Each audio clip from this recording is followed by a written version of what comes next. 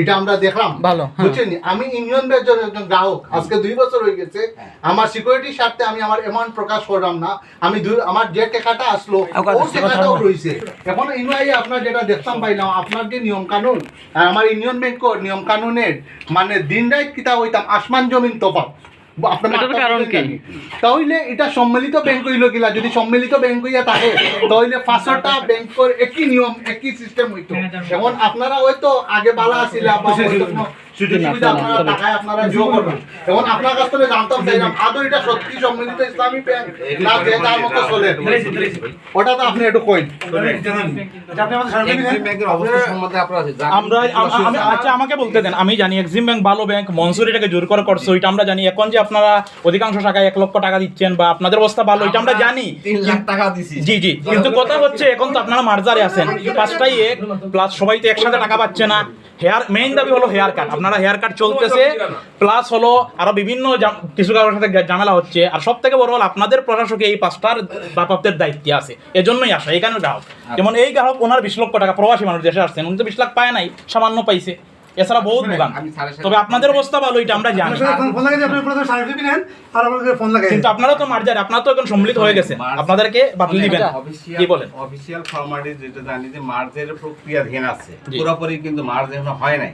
বলে সব ব্যাংকে একই সাইনবোর্ড থাকতো, এখনো এক্সিম ব্যাংকে এটা তো সম্মিলিত সম্মিলিত প্রতিটা ব্রাঞ্চের সামনে আছে মেলার আকারে দিচ্ছে, কিন্তু আমাদের এখনো সফটওয়্যার মার্জ হয়ে গেছে, আনুষ্ঠানিকতা হয় নাই। একটা সফটওয়্যার হবে, সবগুলো ব্রাঞ্চে একই সাইনবোর্ড থাকবে, সমস্ত কার্যক্রম কিন্তু এখনো হয় নাই। এখনো কিন্তু যার যার ইন্ডিভিজুয়ালি চলতেছে, কথা বলছেন। তাহলে স্যার সম্মিলিত নাম দিয়ে যে আমাদের লেনদেনটা বন্ধ করা হয়েছে, টাকাগুলো যে ব্লক করা হয়েছে, এটার কারণ কি? একটু লাগিয়ে দেন, আমরা কি করব? যে 5 ফিঙ্গার আপনি চেষ্টা করেন আরো দিতে লাগে। আমি ফোন দিতেছি, দেখি স্যার যদি সমস্যা আলহামদুলিল্লাহ ভালো। জি একটু চেষ্টা করেন আর কি, আপনি আমাদের সহযোগিতা জি করেন, একটু সহযোগিতা করবেন। এটাই আমরা সহযোগিতা, আমরা আপনাদের সাথে আমাদের সবাই কাস্টমারদের আমাদের সবাই গুড রিলেশনশিপের এখানে মাধ্যমে অন্য চারটার অবস্থা খুবই ভয়াবহ। 1 লাখ টাকা কেউ পায় না আজ 1.5 মাস, ঈদ সামনে, মানুষ কই থেকে 1 লাখ টাকা কোনো খবর নেই। আপনি বলেন এমনি কি হয়? আরে আপনি চেষ্টা করেন, আপনি পানি আসেন এসে যাবেন স্যার সালাম স্যার। স্যার আছি আলহামদুলিল্লাহ ভালো। স্যার আমরা সিলেটের কিছু ভাইয়েরা একটু আমার এখানে আসছেন আজকে, একটু আপনার সাথে কথা বলতে যাচ্ছেন স্যার। ওনারা একটু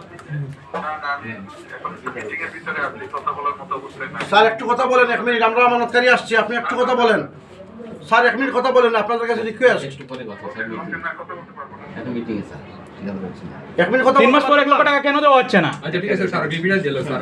আচ্ছা কই দিবা আপনি কই দিবা? আপনার কাছে আমরা সারা মিটিং এ বলছে, আমরা অন্যদের কথা বলবো, আপনি আমাদের বক্তব্য যেটা ওটা আপনি উনাকে উপস্থাপন করবেন। শুনেন, এয়ার কাটের বিষয়টা আসলে এটা যে ওনারও যে ইয়া আছে, পাওয়ার আছে, সেটা কিন্তু না। কারণ বিষয়টা হলো সরকারের সিদ্ধান্তের উপরে। ভাই আপনি যেটা বাংলা বলছেন সরকার, বিষয়টা যদি আপনাদের থেকে মেসেজ না যায়, ওনাদের থেকে মেসেজ না যায়, সরকার কি নিজে থেকে করবে না? এটা বাস্তব অবস্থা তো সবাই জানাতে হবে, পর্যায়ক্রমে তো সবাই স্টেপ বাই স্টেপ এই বাস্তব পরিস্থিতি জানাইতে হবে। আপনার কাছ থেকে যাবে, আপনার প্রশাসনের কাছে, আপনারা দিচ্ছেন।